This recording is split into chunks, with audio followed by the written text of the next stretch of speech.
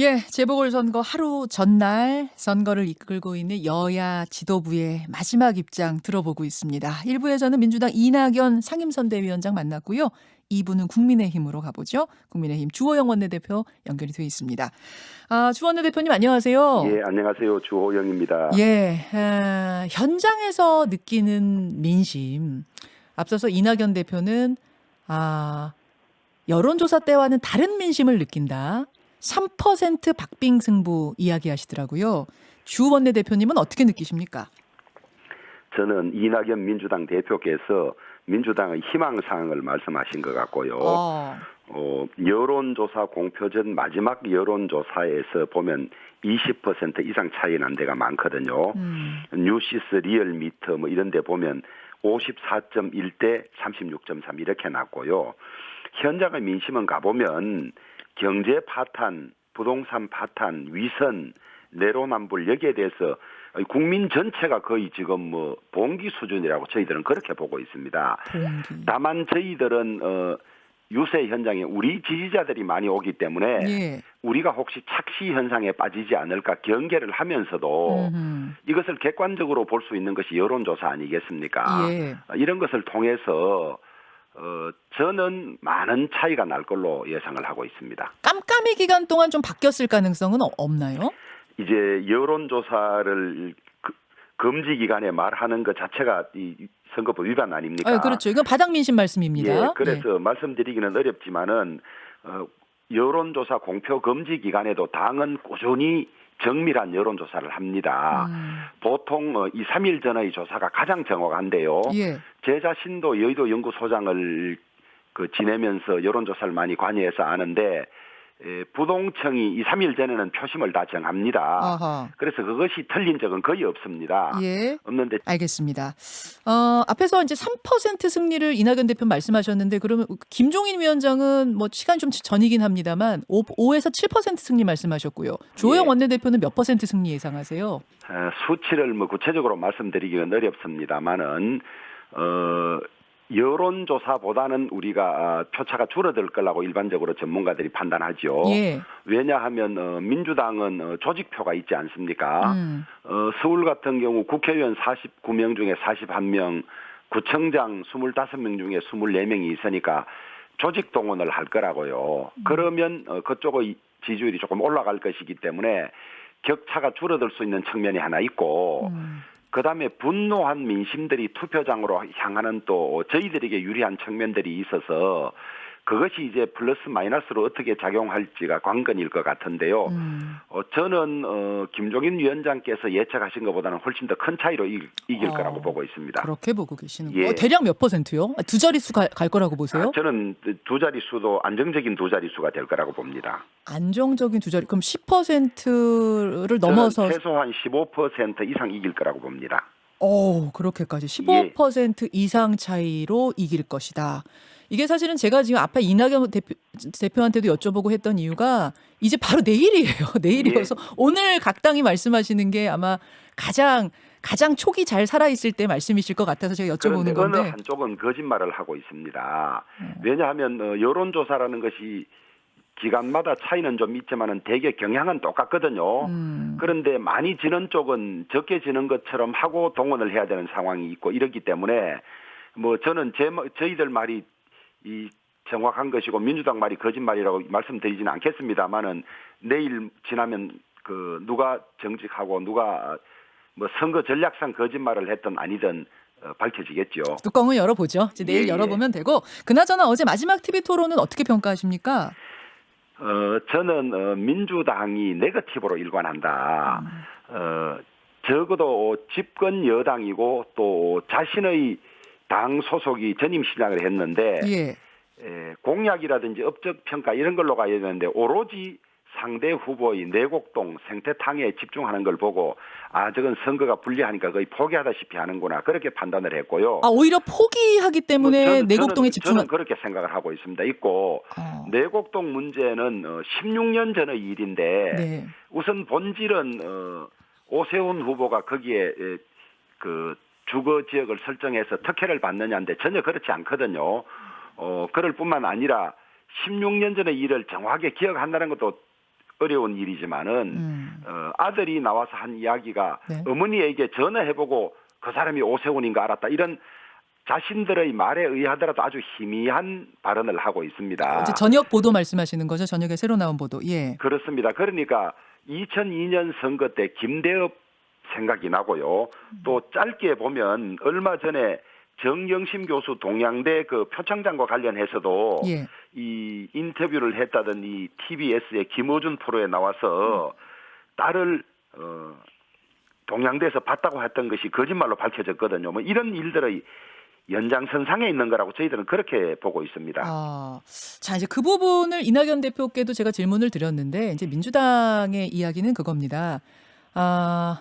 압력을 행사했느냐 안 했느냐를 떠나서 일단은 본인이 오세훈 후보 본인이 그것도 당내 경선에서 그 존재를 알지도 못했다. 뭐 증인이 나오면은 내가 사퇴하겠다라고 스스로 말씀하시지 않았느냐? 그렇기 때문에 그것은 본질이고 중요한 사항, 중요한 검증 사항이다. 이렇게 말씀하시는데요. 그게 이제 말꼬리 잡기죠. 말꼬리 잡기고 그다음에 본인이 얼마나 자신이 있으면 사퇴하겠다 이야기까지 했겠습니까? 이게 지금 선거가 끝나면 이제 이것은 사법적인 판단을 할 수밖에 없습니다. 서로 고소 고발이 있기 때문에 거기서 밝혀지지 않겠습니까? 그런데 2002년 대선 때 이회창 후보를 향했던 민주당의 네거티브 3가지가 모두 거짓말로 밝혀졌고 또 정경심 사건도 그런 것처럼 민주당은 이제 아무리 이런 일을 해도 저기는 없는 것을 만들어서 선거 때 써먹고 뒤에 넘어가면 처벌받는 당이다. 이런 인식들이 국민들에게 훨씬 많아요. 그래서 이 네거티브가 먹히지 않는 거죠. 그 서울시 의회에서요. 어제 이제 중대 결심이 뭔가가 발표가 됐잖아요. 서울시 의회에서 이 의혹에 관한 특위를 만들어서 이제 의혹 작업, 의혹 검증 작업을 시작하겠다. 뭐 오세훈 후보가 시장이 되든 박영선 후보가 시장이 되든 그걸 하겠다는 겁니다. 어떻게 생각하세요? 그 이제 갑질하겠다는 이야기죠. 의회의 의석 자체가 110명 중에 102명인가 101명이나 되니까 민주당이 이제 오세훈 후보가 당선되더라도 끝없이 괴롭히겠다 이런 이야기를 국민들에게 하고 있는 거죠. 끝없이 괴롭히겠다. 오세훈 시장이 되고 난 뒤에도 괴롭히겠다라는 뜻으로. 아니 그렇죠. 우리가 가비고 압도적이기 때문에 너희들에게 진 것을 승복하지 못하겠다. 끝까지 그것을 문제 삼고 괴롭히겠다 이런 이야기밖에 더 되겠습니까? 아니 이제 뭐 계속 민주당에서는 이 민주주의를 거부하는 거죠. 자기들 잘못한 건 온데간데고 오죽하면 서울은 박씨 시장이 사고 쳤으니까 오씨 시장이 돼야 하고 부산은 오씨 시장이 사고 쳤으니까 박씨 시장이 돼야 된다는 이야기가 저 SNS에 나돌겠습니까? 알겠습니다. 그렇게 이제 받아들이고 이 부분은 이제 네거티브다라고 받아들이고 계시는 거고요. 어제 주 원내대표님이 그러셨어요. 박영선 더불어민주당 후보 돕다가 그 생태탕집 주인 가족들 처벌받는 일 없도록 유의하길 바란다. 이거는 형사고발까지 검토하고 계신다는 의미인가요? 아니 이미 지금 서로 그런 공방이 되고 있는 걸로 알고 있습니다. 알고 있는데 생태탕집 주인분들도 지금 고발이 됐나요? 아니 이제 저는 그런 과정들이 다 있을 거라고 보는데요. 앞으로요? 2002년 대선 당시에 이회창 후보에게 민주당이 제기했던 3대 의혹이 있습니다. 두 아들의 병역 비리 은폐 의혹. 김대엽 씨 처벌받았거든요. 그다음에 최규선 씨 20만 달러 수수설 설훈 의원이 처벌받았거든요. 부천시 범박동 재개발 사업 관련 시행업체가 그 후보 부인에게 10억 뇌물 줬다는 것도 발언한 사람들이 다 처벌받았습니다. 그러니까 이런 것을 염두에 두고 이야기하라는 거죠. 괜히 선거 분위기에 휩쓸리든지 어떻게 해서 잘못 이야기했다가 선거 끝나고 난 뒤에 처벌받는 일이 없도록 각별하게 정직하게 이야기하라고 제가 권고한 거죠. 이것은 형사고발 선거 후에도 선거에 이기더라도 형사고발 들어갈 수밖에 없는 사안 그 정도의 이런 사실들이 정리되지 않고 넘어가는 사회가 돼서 되겠습니까?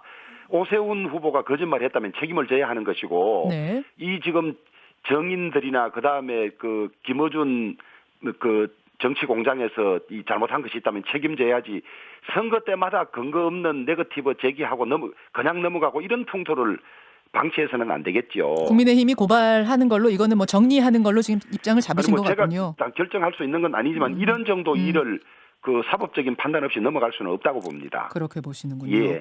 그좀 민주당에서는 이제 의인이다. 왜냐면은 이런 그 이제 시장 후보에 대해서 검증하는데 결정적인 증언을 해줬기 때문에 의인이라는 말을 어제 진성준 본부장이 하셨어요. 민주당은 의인을 너무 쉽게 써서 의인들을 욕보이고 있어요. 윤지호라는 분 기억납니까? 예. 윤지호라는 사람에게도 의인이라고 붙였다가 지금 그 의인 어디 갔습니까? 알겠습니다. 알겠습니다. 주호영 국민의힘 원내대표 여러분 지금 만나고 계십니다. 선관위 얘기를 좀 해보죠. 어제 선관위 방문하셨어요. 예. 편파적이다 이런 문제 제기를 하셨는데 보니까 이제 국민의힘에서 문제 삼는 건 투표가 내로남불, 무능, 위선을 이깁니다라는 문구를 쓰고 싶은데 내로남불도 안 된다, 무능도 안 된다, 위선도 안 된다. 이건 너무 문제가 있는 거 아니냐 이런 항의하신 거죠? 그것도 있고요.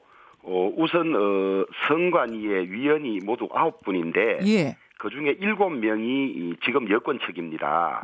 그런데 이런 중요한 결정들은 원래 전체 회의에서 결정을 해야 되거든요. 어허. 이걸 전체 회의에서 결정하지 않고 그냥 사무처 직원들이 결정해서 내려보낸 겁니다.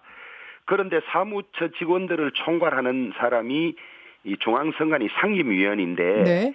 조혜주라는 분이에요. 예.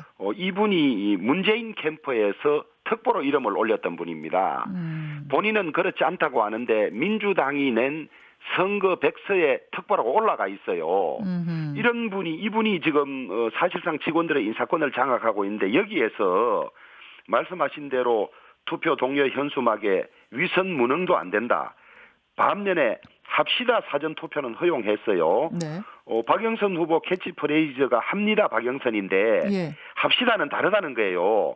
그런데 위선이나 무능은 이걸 내로남불 위선 무능은 이걸 말하면 국민들이 민주당을 의식하기 때문에 연상하기 때문에 안 된다는 거예요. 선관위 답변은 내로남불이 민주당을 유추하게 한다는 답변을 어제 했습니까? 예, 했습니다. 위선 무능이 다 민주당을 유추하게 한다는 거예요. 아하. 코미디도 이런 코미디가 없을 뿐만 아니라 이 헌법상 표현의 자유라든지 이런 것들을 다 훼손하는 것이고요. 보궐선거 외하조도 안 된다는 겁니다. 반면에 TBS에서 일합시다. 이 민주당을 연상하는 거거든요. 누구나 다. 이건 다 허용하고 있으니까 비슷한 사안에 관해서 우리가 하는 건 무조건 안 된다는 것이고 민주당이 하는 거는 다 허용해주는 이런 아주 편파적인 일을 하고 있죠. 예. 선관위에서는 그 거짓말하는 일꾼 투표로 걸러내자라는 문구를 민주당이 쓰겠다고 하는 거 그것도 못 쓰게 했다. 아니, 그거는 일부만 그렇죠. 뭐 편파적이라 그래서 100% 저쪽 주장은 받아들이고 우리는 하나도 안 받아들이는 것이 아니라 예. 그 정도가 있으니까 어느 정도 하겠죠. 하는데도 우리가 볼 때는 눈에 확 차이가 나는 겁니다. 그러니까 일제히 싹 0대 빵 뭐 0대 100은 아니지만. 예, 그런 거죠. 예. 알겠습니다. 그러다가 이게 3.15 부정선거 이후에 4.19가 나고 우리가 선거 부정 때문에 얼마나 많은 희생을 치렀습니까? 그 이후에 정말 중앙선관위가 객관적이고 중립적으로 선거 관리를 해왔는데 이 정권 들어와서 조혜주 상임위원이 임명되고 난 뒤에 선관위가 수십 년 쌓아온 공정 중립의 신뢰를 다 깨뜨려버린 겁니다. 알겠습니다. 예, 선관위 어제 항의 방문도 하셨고요. 지금 청취자 질문이 하나 들어오는 게 있어서 질문 드릴게요. 왜 그 박주민 의원이 전셋값 인상한 거 요거 국민들이 많이 분노를 했고 그래서 박주민 의원 사과도 하고 이랬는데 그때 이제 주호영 원내대표 이름이 또 오르내렸습니다. 주호영 원내대표도 전셋값을 상당히 인상하셨다. 법 통과되기 전에 요거 조금 해명해 주시죠. 저는 이 질문이 상당히 악의적인 질문이고 대단히 불쾌합니다. 어허. 이런 문제가 논의되기 전의 일이고 전의 일인가요? 훨씬 전의 일이죠. 예. 5월달 이 법안이 나오기도 전이에요. 전이고 주위의 상황이나 이런 거에 따라서 결정했던 건데 그것도 많이 낮은 겁니다. 그런데 박주민 의원은 저는 여러 차례 이야기했지만은 네. 전세가를 시세에 맞게 맞췄다 그래서 비난하는 것이 아닙니다. 위선과 이율 배반 때문에 비판하는 거죠. 자신은 5% 이내로 이상은 올리면 안 된다는 법안을 내놓은 상태에서 네. 그 직전에 9%나 올린 이 위선을 비판하는 것이지. 예. 만약에 그때 9%가 그게 시세라면 그것을 비판할 수는 없습니다. 그러다가 이제 문제가 돼서 비판받고 시쳇말로 말하면 들통나니까 돌려주고 선한 척하는 이 위선의 국민들이 역겨워하는 것이지 가격을 시세대로 올렸다 그래서 비판하는 것은 아니지 않습니까? 예. 그런데 하도 어디 할 데가 없으니까 이 법안이 나오기도 전에 또 저는 법안도 반대했습니다만은 그러셨죠? 예.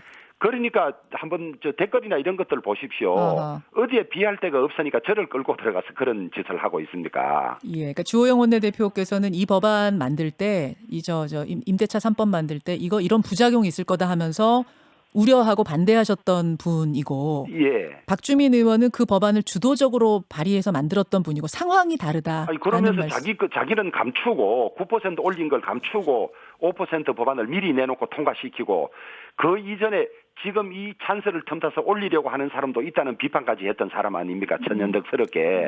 그 위선과 이중성이 비판받는 것이죠. 알겠습니다. 예, 질문이 들어와서요. 그 부분에 대한 답변을 좀 직접 들어봤고, 하루 남았습니다. 아까 제가 이낙연 대표한테도 끝나고 나면 몸살 나실 건데 건강 잘 추스리세요. 마지막 인사 그렇게 드렸는데 예. 주호영 원내대표님도 고생 많이 하셨고요. 예. 예, 끝나고 나서 몸 관리 잘 하시고요. 예. 한 말씀만 드리겠습니다. 아이, 그러십시오. 30초. 예.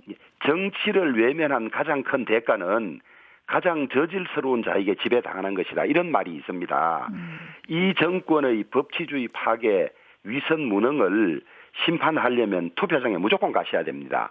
외면하시면 이런 사람들이 계속 발호할 수밖에 없기 때문에 이 정의를 생각하시고 공정을 생각하시는 국민들께서 내일 꼭 투표장에 가주실 것을 간곡히 부탁드립니다. 여기까지 말씀 듣겠습니다. 고맙습니다. 감사합니다. 국민의힘 주호영 원내대표였습니다. 김현정의 뉴스쇼는 청취자 여러분의 참여로 이루어집니다. 트위터, 페이스북, 레인보우 게시판, 그리고 단문 50원, 장문 100원의 유료 문자 샵 1212, 우물정 1212 통해 참여하실 수 있습니다. 김현정의 뉴스쇼, 여러분과 함께 만듭니다.